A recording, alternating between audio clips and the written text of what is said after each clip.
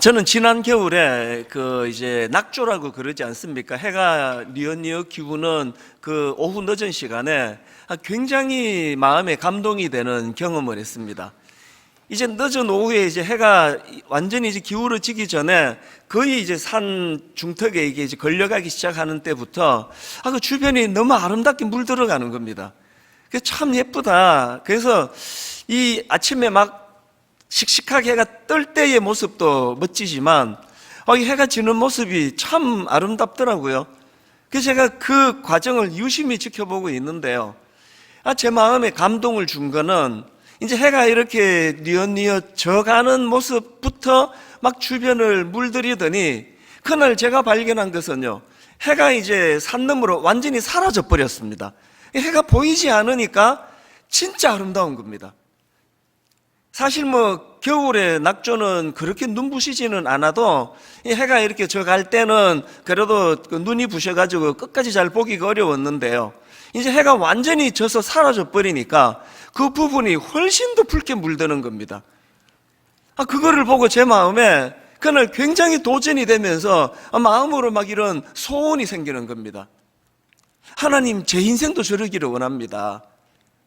인생이 나이가 들어가고 점점 이제 겉으로는 빛을 잃어가는 것 같지만 오히려 젊을 때는 막 자기가 너무 뜨거워가지고 막 주위 사람들이 제대로 쳐다보지도 못하는 그런 삶을 살았다면 이 나이가 들어갈수록 여유롭고 넉넉하고 그리고는 나중에는 자기 존재는 사라져 버리는데 오히려 그것이 주변을 물들게 하고 주변을 아름답게 할 수 있다면 이게 얼마나 좋은 인생이 되겠는가. 그래서 그것을 제가 참 많은 생각을 하면서 보았던 올 겨울에 있었던 경험입니다.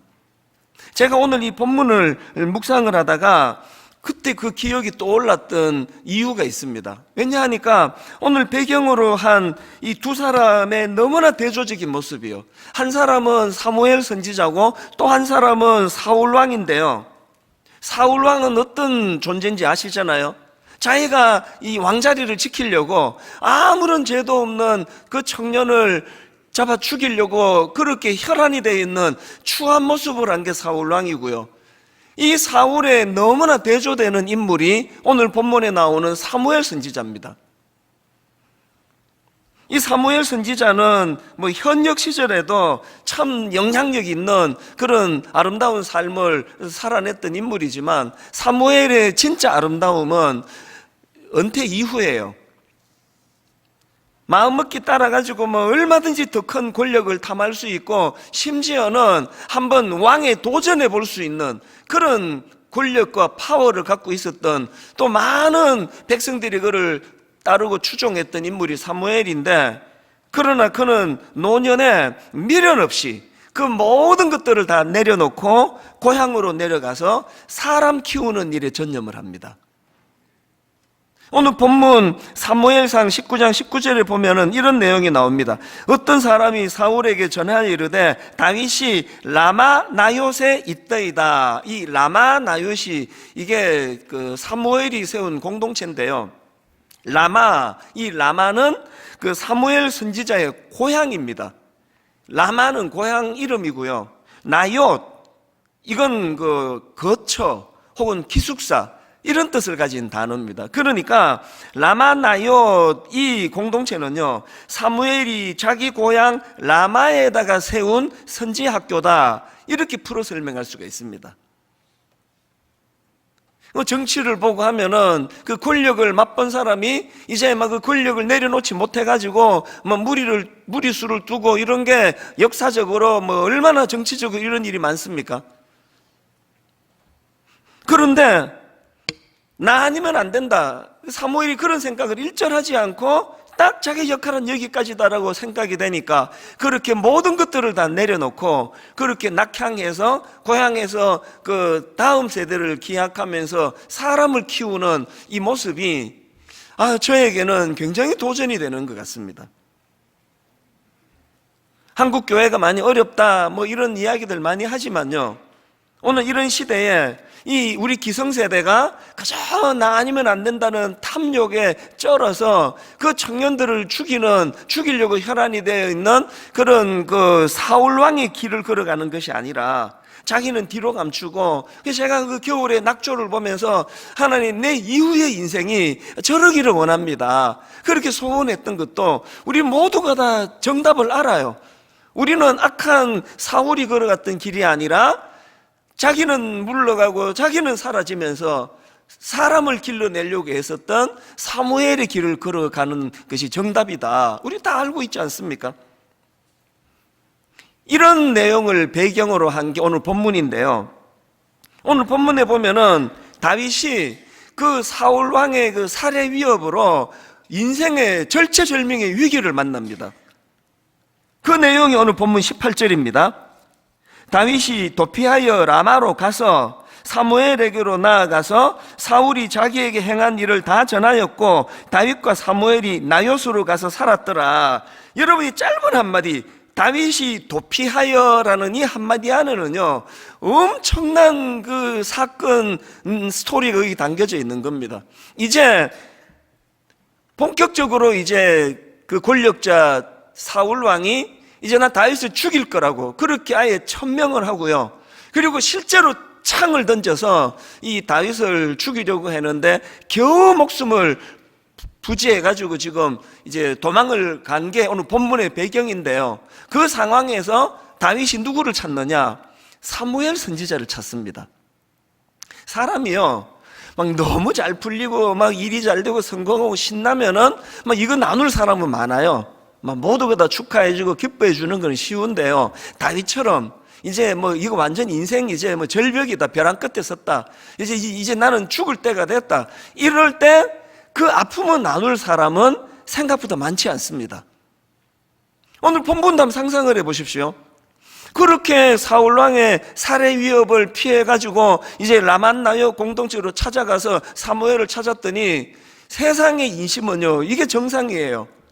아니 지금 왕이 너 죽이려고 혈안이 돼 있는데 이리로 어떡하니? 그럼 너만 위험한 게 아니라 우리 다 위험해져. 미안하지만 빨리 더 멀리로 나가면 좋겠다. 이게 세상 인심 아닙니까? 그런데 고맙게도요 사무엘은 따뜻하게 그를 맞이해 줘요, 다윗을. 그래서 제가 이런 다윗의 모습을 보면서 참 교회란 데가 뭐 젊을 때 뭐 신앙 갖기가 쉽지가 않잖아요. 젊을 때 하나님 만나고 믿고 쉽지 않아요. 그래서 뭐 그냥 청년 때 어떻게 하다가 교회를 떠나고 뭐 주일학교 때 어떻게 하다가 교회를 떠나고 했다 하더라도 정말 연어처럼 살아가다가 인생 어려움이 오고 위기가 오고 자기 힘으로 할 수 없는 많은 일을 만날 때 그때 다윗이 사무엘을 떠올렸던 것처럼, 다윗이 라마나옅 공동체로 가게 됐던 것처럼 젊을 때 교회를 떠나갔던 수많은 사람들이 어려움이 찾아오고 위기가 있을 때 떠올려지는 그런 분당 우리 교회가 됐으면 좋겠습니다. 그래서 그때 그 교회에서 만났던 사무엘과 같은 고마웠던 귀한 어른들이 참 많았는데, 이런 점에서 이제 다윗을 따뜻하게 맞아준 사무엘을 제가 분석을 해보다 보니까요, 위기를 만난 다윗을 위해서 사무엘이 해준 게 결정적으로 두 가지 고마운 일을 했습니다. 첫 번째가 뭐냐? 이 거절감이 많았던 다윗을 수용해 주는 거예요. 제가 앞에다가 거절감이 많았던이라는 부연 설명한 이유가 있습니다. 이 다윗을 분석해 놓은 글을 읽었는데요, 다윗은 어릴 때부터 이 거절감을 많이 경험하고 자란 인물이라는 겁니다. 다윗이 쓴 시를 한번 몇 구절 읽어드릴게요. 시편 69편 8절입니다. 내가 나의 형제에게는 객이 되고 나의 어머니의 자녀에게는 낯선 사람이 되었나이다. 또 시편 51편 5절. 내가 죄악 중에 출생하였으며 어머니가 죄 중에서 나를 잉태하였나이다. 또 시편 139편 15절. 내가 은밀한 데서 지음을 받고 땅의 깊은 곳에서 기이하게 지음을 받은 때에 나의 형체가 주의 앞에 숨겨지지 못하였나이다. 이런 다윗의 그 시편의 내용들을요, 그저 뭐 영적으로 일반론적으로 그렇게 해석할 수도 있지만 이런 구절들을 근거로 해서 다윗의 탄생, 다윗의 출생은 별로 환영받지 못한 그런 어린 시절과 출생이었다, 이렇게 분석을 하는 겁니다. 그런가 하면은 다윗의 가정은 그 한 사람의 인격을 소중히 여기는 그런 분위기의 가정이었다기보다는 그 사람이 가진 기능과 쓸모를 더 중요하게 여기던, 어떤 면에서는 엮이는 가정이었다, 그런 분석도 제가 하는 글을 봤거든요. 여러분 다 아시는 그 사건 아시죠? 선지자 사무엘이 다윗의 아버지 이새의 집을 방문합니다. 하나님의 명을 받들어서 이 이새의 아들 중에서 기름 부어 이스라엘의 왕을 삼기 위하여 이새의 집을 방문하는데, 아버지 이새는 기능만 보는 거예요. 자기가 듬직하게 생각하는 장남 엘리압을 선두로 해가지고 아들들을 쭉 이제 선을 보이는데, 불행하게도 그 아들들 중에는 하나님 마음에 합한 사람이 없습니다. 그래서 사무엘이 이렇게 이야기합니다. 다른 아들은 없습니까? 그때서야 이 아버지 이새가 다윗을 생각해내는 거 아닙니까? 여러분, 우리가 어릴 때부터 그 형제간에 편애하고 그냥 공부 좀 열심히 해야지, 성적이 이게 뭐냐 이러면 좋은데 꼭 네 누나는 몇 점을 받았는데 너 왜 이러냐, 이게 제일 상처가 되는 거 아닙니까? 그러다 보니까 다윗은 어릴 때부터 이런 그 편애의 상처, 그래서 이제 이런 그 거절감을 많이 경험을 했는데요. 오늘 본문에서 창을 던져서 죽이려고 그러고 그냥 혈안이 되어 있는 이 다윗에게 있어서 그렇게 자기를 죽이려는 사울 왕이 누굽니까? 성경을 조금만 아시잖아요. 자기 장인이에요, 장인. 처음부터 자기가 이뻐서 택한 것도 아니고 정략적으로 어떤 정치적인 의도를 가지고 자기를 사위를 삼았고, 그러면서 끊임없이 사위로 인정하기는커녕 죽이려는 그 어른 앞에서 얼마나 큰 상처와 거절감이 있었겠냐고요. 이런 상함을 가지고 사무엘을 찾아갔는데, 사무엘은 그 다윗을 따뜻하게 수용하고 용납합니다. 자, 오늘 본문 18절을 세 번역으로 한번 보십시오. 다윗은 그렇게 달아나서 살아난 다음에 라마로 사무엘을 찾아가서 그동안 사울이 자기에게 한 일을 모두 이야기하였다. 그러자 사무엘은 곧 다윗을 데리고 나요스로 가서 살았다. 그러자, 이 한마디 접속사가 뭘 의미합니까? 그 상처받은 다윗의 하소연을 잘 들어주고 그 아픔을 수용해 주는 거예요. 지난주에 제가 우리 교회에서 오래 찬양 사역을 했던 목사님의 설교를 우연히 듣게 됐는데요. 참 우리 교회는 부교역자 복이 좀 있잖아요. 좋은 교역자들이 참 많습니다. 그리고 찬양 사역자들도 얼마나 예배에 도움이 되는지 모릅니다. 이 목사님도 오래 그렇게 찬양 사역을 한 분인데요.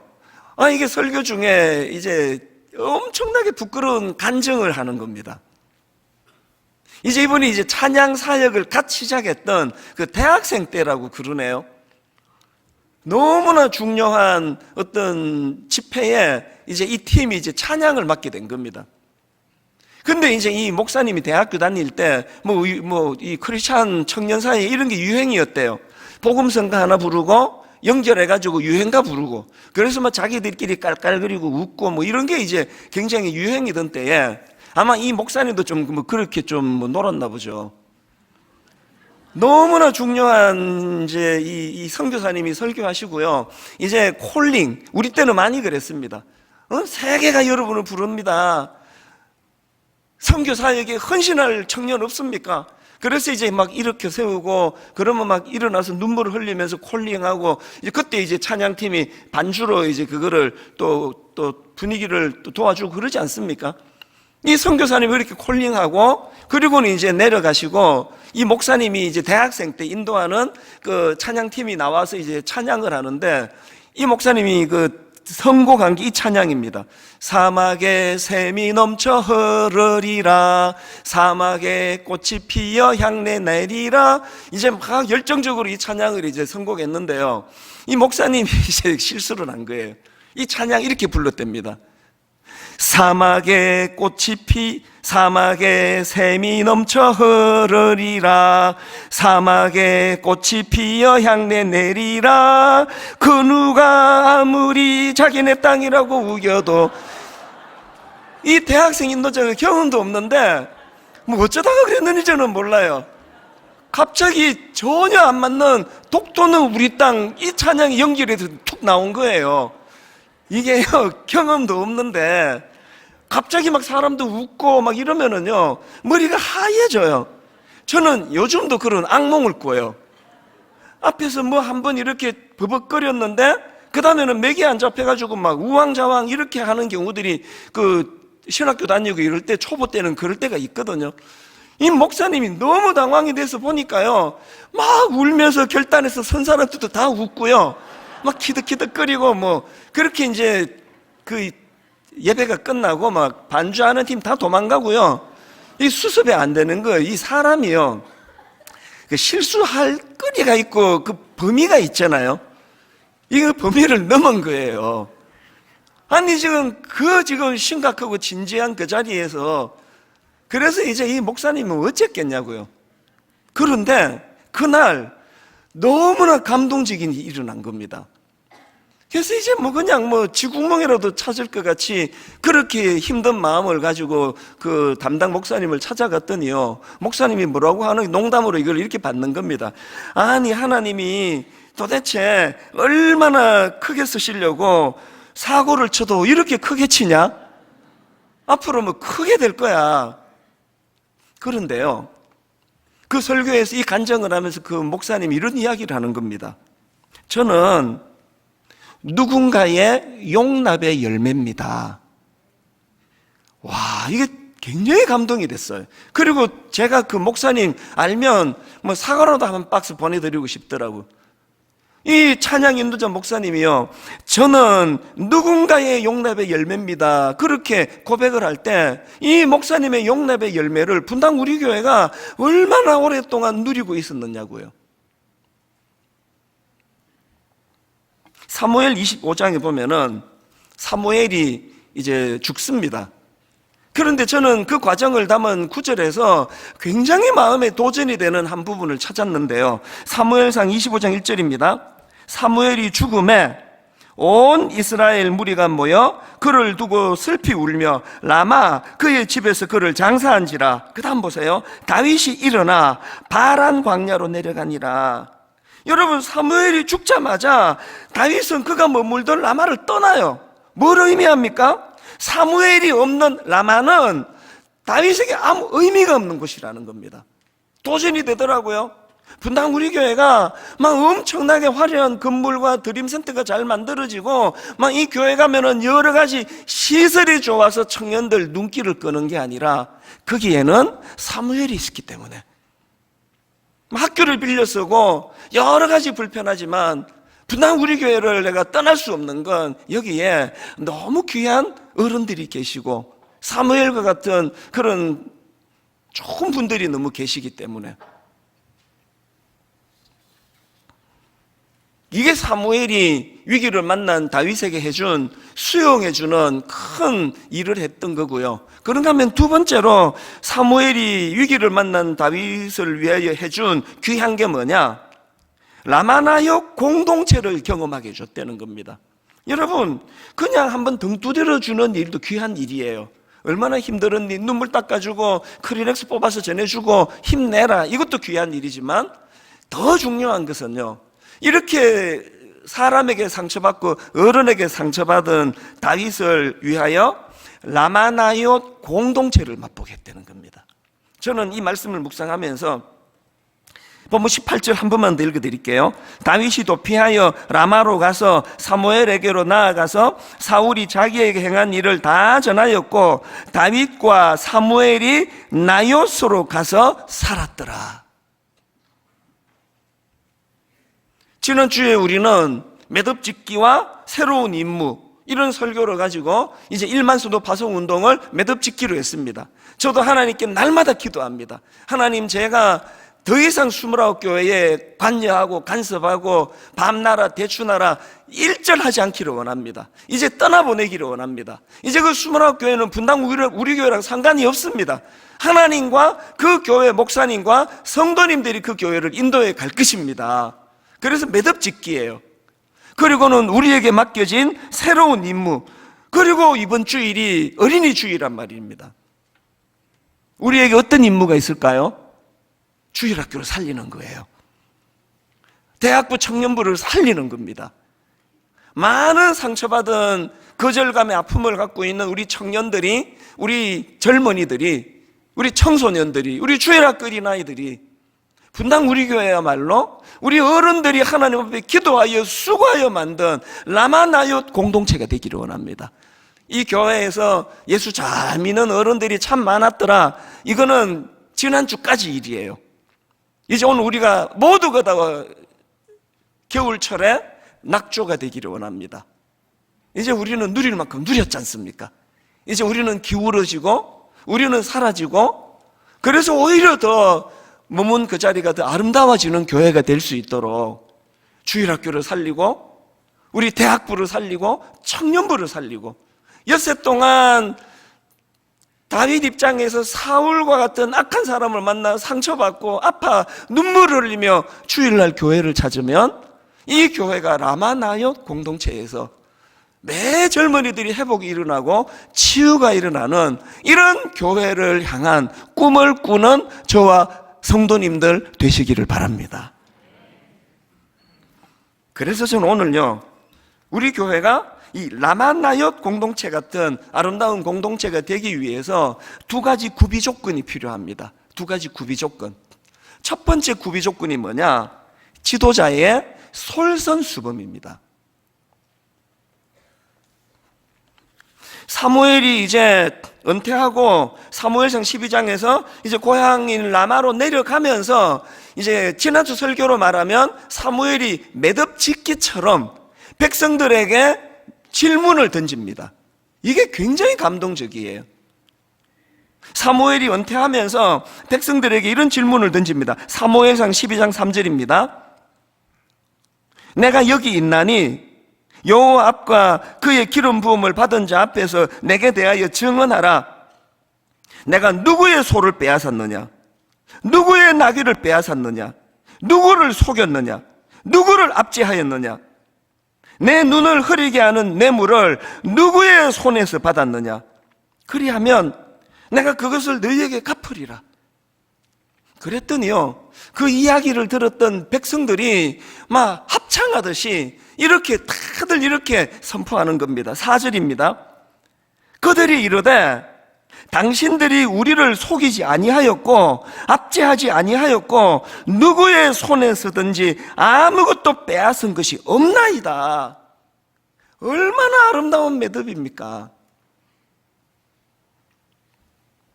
그렇게 은퇴해서 고향으로 내려가 너무나 아름다운 후학들을 키우는 공동체를 세울 때 왜 거기에서 능력이 나타납니까? 왜 거기에서 힘이 있습니까? 그 공동체를 이끄는 지도자 사무엘의 솔선수범이에요. 입만 가지고 이론만 가지고 가르치는 것이 아니었다는 거 아닙니까? 이건요, 신약으로 와서 사도 바울도 똑같습니다. 이제 하나님의 새로운 사명을 부여잡고 떠나가는 이 사울의 질문이 너무나 똑같습니다. 사울의 이 선언이요. 자, 사도행전 20장 18절부터 보십시오. 그들에게 말하되 아시아에 들어온 첫날부터 지금까지 내가 항상 여러분 가운데서 어떻게 행하였는지를 여러분도 아는 바니 곧 모든 겸손과 눈물이며 유대인의 간계로 말미암아 당한 시험을 참고 주를 섬긴 것과 유익한 것은 무엇이든지 공중 앞에서나 각 집에서나 그리낌 없이 여러분에게 전하여 가르치고. 사무엘하고 흐름이 너무 똑같지 않습니까? 솔선수범이에요. 사도 바울이 그렇게 위대한 하나님의 종이 될 수 있었던 건 말빨이 세고 막 황금의 입이다, 막 그 말에 설득당하지 않은 사람이 아무도 없다. 이것도 하나님의 은혜인지 모르지만요, 논리정연한 사도 바울의 머리보다 더 소중한 건 솔선수범입니다. 좀 큰 인물 됐다고 뭐 어떤 성도가 와가지고 기도 부탁하면, 아니 지금 내가 지금 얼마나 바쁜 사람인데 뭐 집사님은 뭐 그런 것까지 나한테 부탁합니까? 이런 태도를 보이지 않았다는 거예요. 성도들 한 사람 한 사람을 어떻게 해요? 모든 겸손과 눈물로.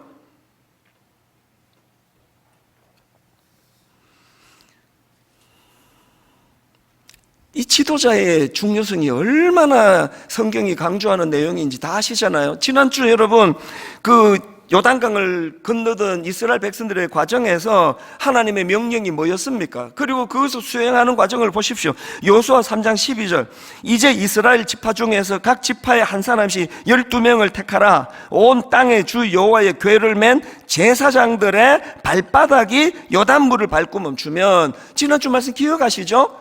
물 갈라질 때까지 기다리지 말고 언약, 하나님의 임재의 상징인 언약궤를 메고 그 물을 향하여 돌진하라 그랬는데, 더 구체적으로 말하면 그 명령을 누구에게 한 겁니까? 제사장들에게 한 거예요. 지도자들에게 한 거예요. 지도자의 솔선수범. 2주 전에요, 이제 1만 수도 파송운동, 파송 예배를 드리고 나서 정말 오랜만에 우리 교회 출신의 모든 목사님들에게 초청장을 보냈습니다. 그래서 이제 1만 수도 파송운동 또 보고도 하고, 또 이제 우리 교회 나간 이후로 목회를 어떻게 했는지에 대한 또 이야기도 듣고, 그러려고 이제 한 3시간 시간을 보냈거든요. 뭐 밥이나 먹고 헤어지면 의미가 없으니까 화요일, 수요일 2번에 걸쳐서 이제 이 시간을 가졌는데요. 아니, 화요일도 좀 그랬지만 막 수요일은요, 거의 이게 뭐 정말 모두가 다 우리 교회 너무 힘들었다는 겁니다. 어떤 목사님은 한 사람도 아니고 여러 사람이에요. 처음에 분당 우리 교회 부임하고 이 교회 온 거 후회했다는 거예요. 막 얼마나 막 목사님이 막 쪼아대는지, 막 화요일 회의 같은 거 하고 나면은 막 그냥 막 정신이 하나도 없는 거예요. 그 나중에 미안하다 그랬어, 내가. 근데 여러분, 그 웃기려고 그런 이야기를 하지만요, 그걸 다들 아름다운 추억으로 이야기하는 겁니다. 사실 제가 우리 교역자들 지금도 마찬가지예요. 막 엄청 쪼아대는 게 사실이에요. 29 목사님들 막 1년 반 동안 막 얼마나 제가 막 잔소리를 많이 했는지, 이제 지금 막 다들 막 이제 막 해방이다 막 너무 좋아할 것 같아요, 내 느낌에. 연락도 잘 안 하니까 막 기도가 응답됐다 그럴 것 같은데요. 우리 교역자들에 대해서 제가 이렇게 가혹하게 그렇게 하지만요, 직원들하고는 완전히 달라요. 예배 마치고 우리 직원한테 좀 물어보세요. 절대로 쪼고 그런 거 안 해요.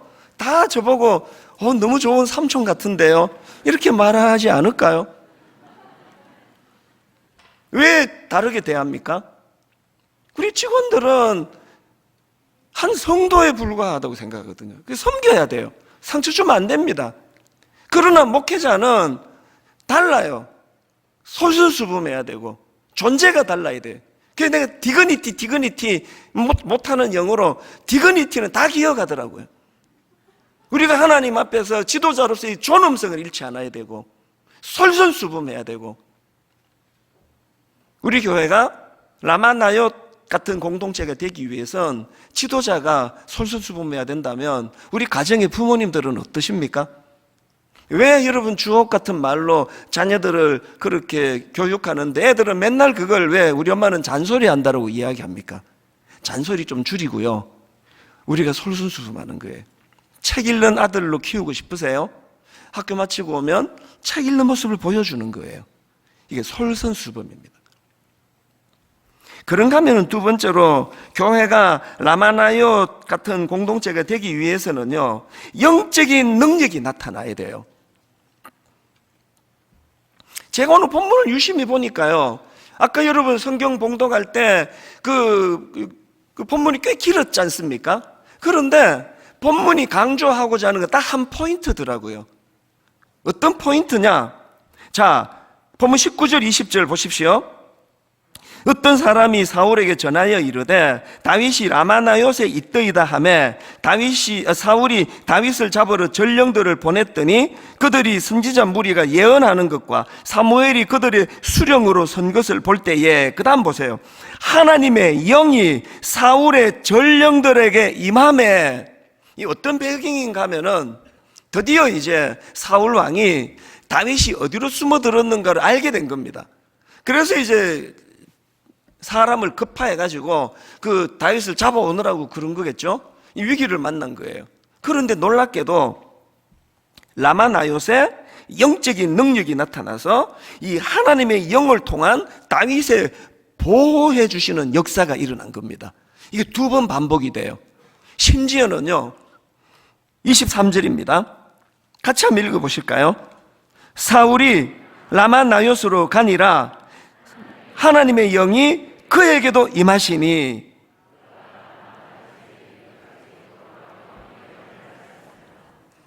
사울이 다윗을 잡으러 가는데 하나님의 영이 그에게도 임하시니, 지금 하나님의 영적인 능력이 나타나서 하나님의 영을 통한 다윗의 보호하심의 역사가 계속 일어나고 있다는 겁니다. 이 본문의 그 라마나요 공동체의 특징하고 너무나 대비가 되는 구절을 제가 하나 발견했는데요. 사무엘상 19장 9절입니다. 사울이 손에 단창을 가지고 그의 집에 앉았을 때에, 그 다음 보세요. 여호와께서 부리시는 악령이 사울에게 접하였으므로. 사울의 악함과 라마나요 공동체 사람들의 선함은 그들의 좋은 성품도 물론 있었겠지만 하나님의 일하심이었습니다. 역사하심. 여러분 다 아시지만요, 사도행전에 나오는 초대교회 지도자들은 그렇게 유능한 사람들이 아니었습니다. 먼저 배운 게 많이 없고요, 뭐 고기 잡고 뭐 이러는데 뭐 학문에 관심을 가질 필요가 없지 않습니까? 그리고 또 여러분 다 아시지만 예수님 십자가 지실 때 그 직전까지 주님을 부인하고 배신하고 뭐 이랬던 사람들이에요. 그리고 사도행전으로 연결되는데 긴 시간이 흐르지 않은 거 다 아시잖아요. 그렇게 좀 지도자들이 좀 부실했습니다.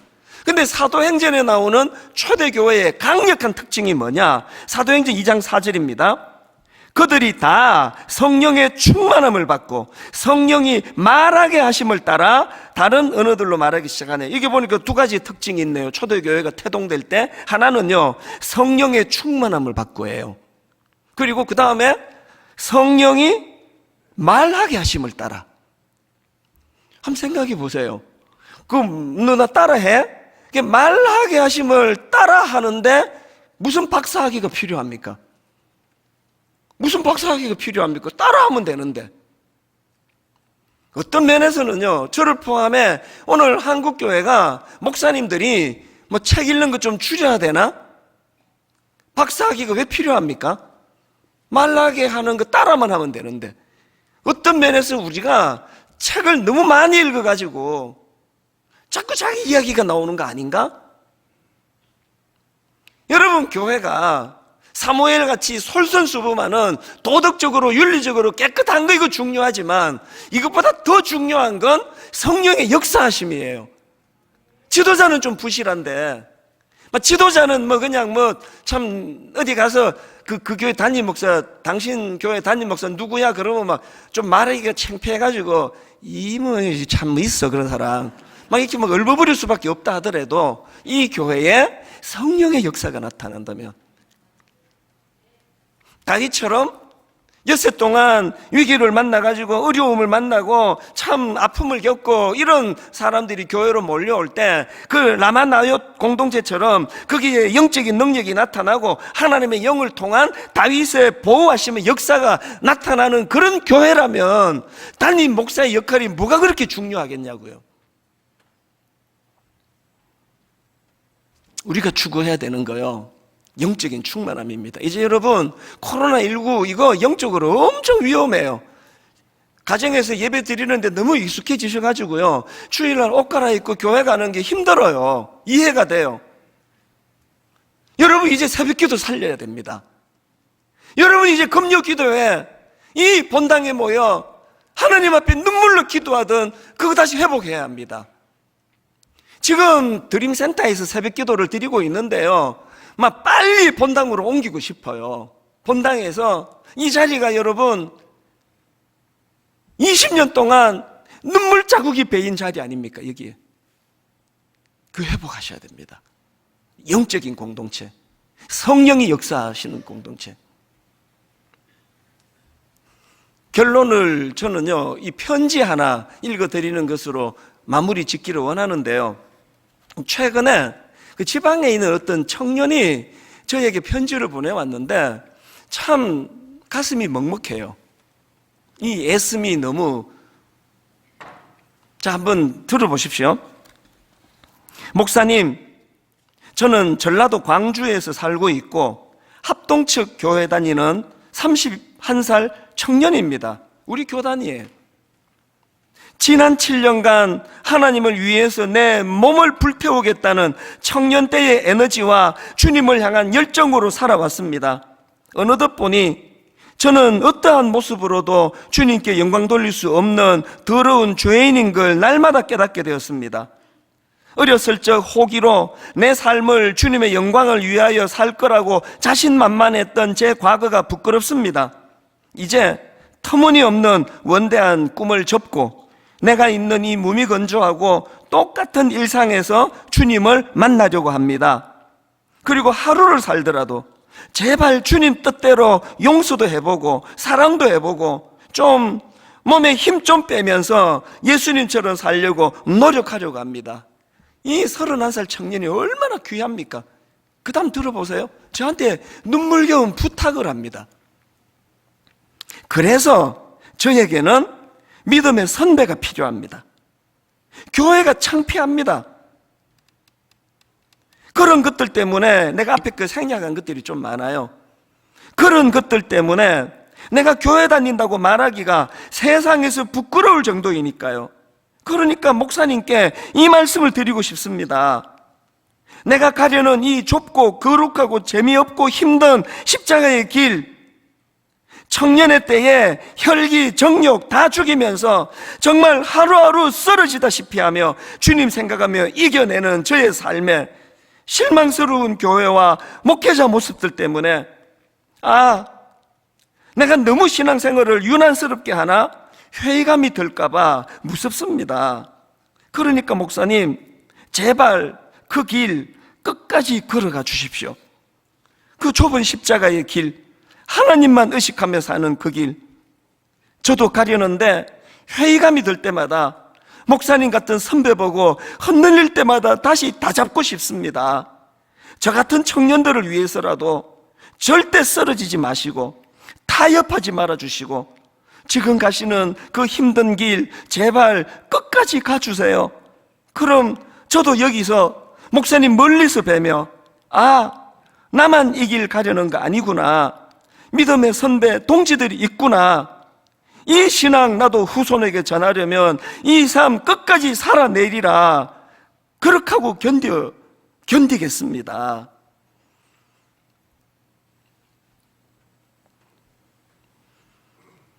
젊은 청년이 이렇게 예수 잘 믿으려고 애를 쓰는데 우리 같은 목사들이 교회가 그게 방해가 된대요.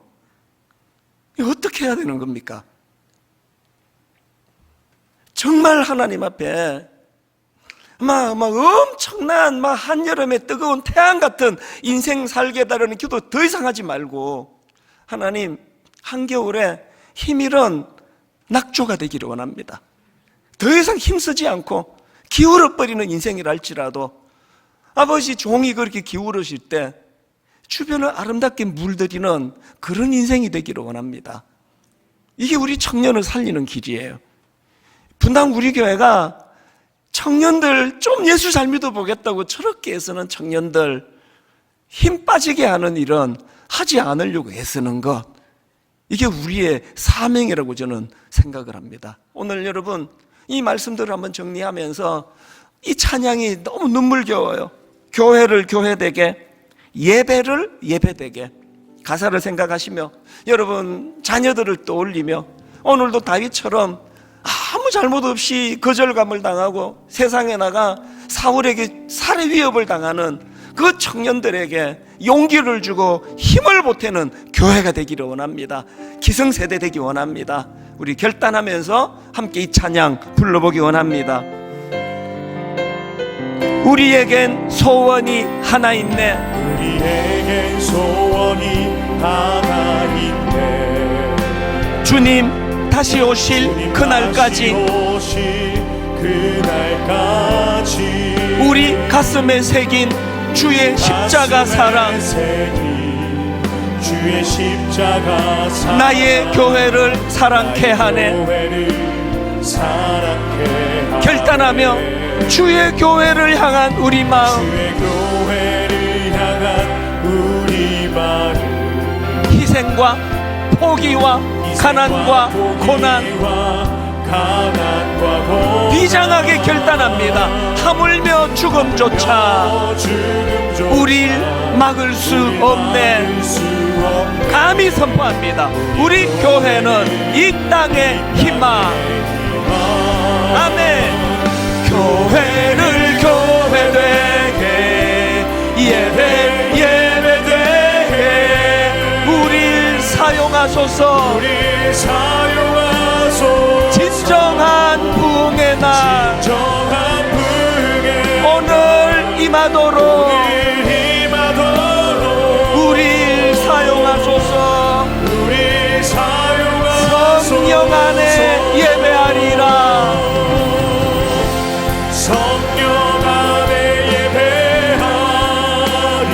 자유의 마음으로 사랑으로 사역하리라.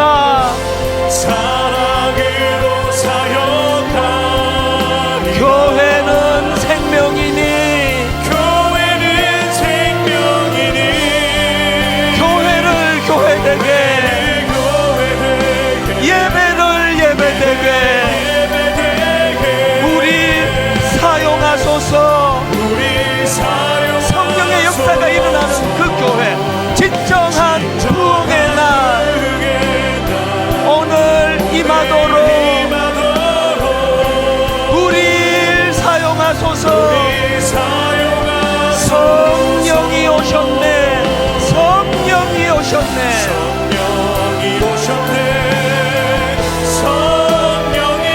내 주에 보내신 성령이 오셨네. 우리 인생 가운데 친히 찾아오셔서 그 나라 꿈꾸게 하시네. 허무한 시절 지날 때 깊은 한숨 내쉴 때 그런 풍경 보시며 탄식하는 분 있네. 그와 같이 너희를 버려두지 않으리. 성령님 말씀하십니다. 내가 너희와 영원히 함께 하리라. 선포합니다. 성령이 오셨네. 성령이 오셨네. 내 주에 보내신 성령이 오셨네. 우리 인생 가운데 친히 찾아오셔서 그 나라 꿈꾸게 하시네. 다 자리에서 일어나셔서 성령이 오셨네. 성령이 오셨네. 내 주에 보내신 성령이 오셨네. 우리 인생 가운데 친히 찾아오셔서 그 나라 꿈꾸게 하시네. 그 나라 꿈꾸게 하시네.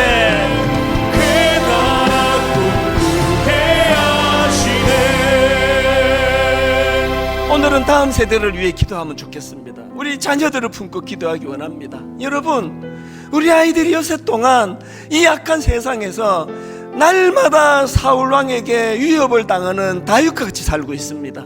거절감이 많습니다. 이 아이들이 엿새 동안 기다리는 공동체 교회가 되기 원합니다.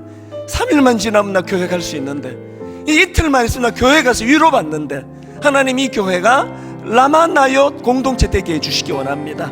우리 가정이 그 아버지 이새처럼 기능만 가지고 자식들을 평가하는 아버지가 아니라, 부모가 아니라, 하나님 이 아이 전 인격과 전 존재를 사랑함으로 우리 아이들에게 거절감 일어나지 않기를 원합니다. 한 목소리로 합심하여 같이 기도하시겠습니다.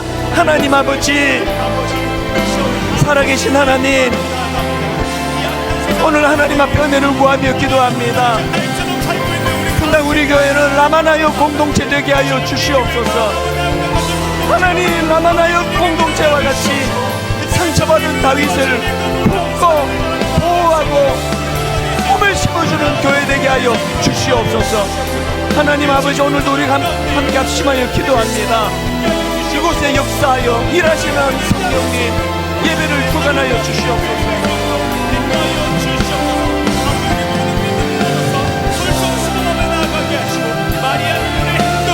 살아계신 하나님 아버지, 위기를 만난 이 시대 다음 세대 자녀들을 위하여 하나님 우리가 함께같이 기도하기 원합니다. 성령이 말하게 하심을 따라 라마나옅 공동체처럼 어려움을 만날 때 여기에 영적인 능력이 나타나게 하시고 하나님의 영을 통한 다윗의 보호하심의 역사가 일어나는 교회 되게 하시고 가정 되게 하여 주시옵소서. 살아계신 하나님,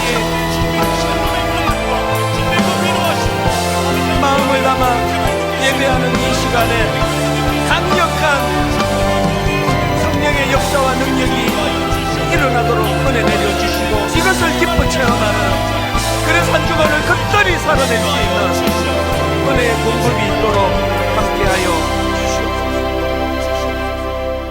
하나님 아버지, 이 시대가 너무나 혼란스럽습니다. 가치관이 상상을 초월하게 어지럽습니다. 우리 청년들이 하루에도 몇 번씩 좌절하고 넘어지고 자빠지도록 얼마나 이 환경이 열악한지 모릅니다. 이런 상황에서 교회가 무기력한 것을 용서하여 주시옵소서. 이렇게 교회가 저 청년들에게 그래도 잘 믿어보려고 애쓰는 젊은이들에게 도움이 되지 않는 현실을, 그 편지를 읽으며 부끄러움을 느끼며 읽습니다. 하나님, 우리 기성세대를, 저희 목회자들을 불쌍히 여겨주시기를 원합니다. 하나님, 교회들마다 라마나옅 공동체 되게 하여 주시옵소서. 죽이려고 달려드는, 그래서 상처를 많이 받은 그 다윗 같은 청년들이 그 교회 안에 보호를 받으며 그 교회에 역사하시는 강한 성령의 일하심으로 안전하게 꿈을 꿀 수 있는 공동체 되게 하여 주시고, 우리 예수 믿는 가정들이 놓치고 있는 잃어버린 것들을 되찾을 수 있도록 함께하여 주시옵소서. 오늘 예배 가운데 역사하시는 강력한 하나님의 은혜와 임재하심으로 인하여 이 험악한 한 주간을 거뜬히 살아내고도 남는 새 힘을 공급받는 아름다운 예배 되도록 인도하여 주시옵소서.